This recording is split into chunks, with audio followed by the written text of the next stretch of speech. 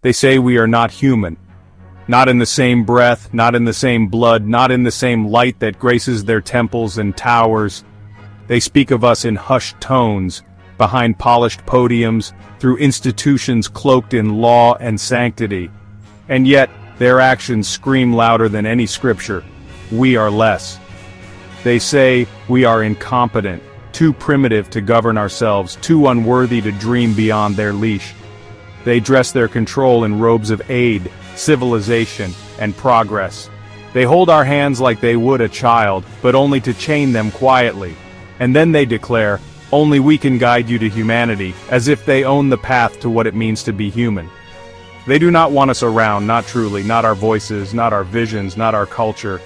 But oh, how they crave our land, our minerals, our oil, our youth, our spirit. They pillage not with swords but with signatures. They do not burn villages anymore, they build debt prisons and call them development. They handed us a book and told us, thou shalt not kill.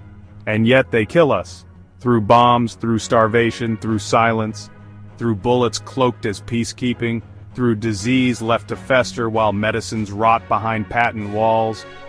They say we are free, but they gave us democracy, not the kind that breathes life into people, but the kind that locks us in a theater of illusions. They say it is for the people, by the people, but only if the people choose who they want, only if the election serves their interest. If we dare dream outside their box, if we vote for freedom, for sovereignty, for dignity, they whisper instability and send the generals marching. Democracy, they say. But we know it is democracy only when we elect their puppets. It is peace only when we stay obedient. It is humanity only when we walk, talk, think, and believe like them.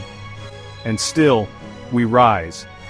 Because beneath the weight of their propaganda, their policies, their bullets and treaties, we remember we are human.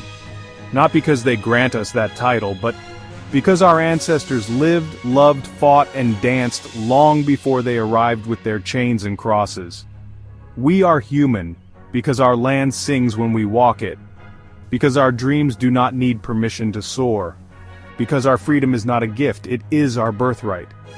Let them say what they will, let them write history in ink soaked with our blood, but one day we will write it back.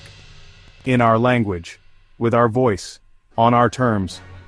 And that will be the day they remember we are not just human, we are the future. Like, share, and subscribe.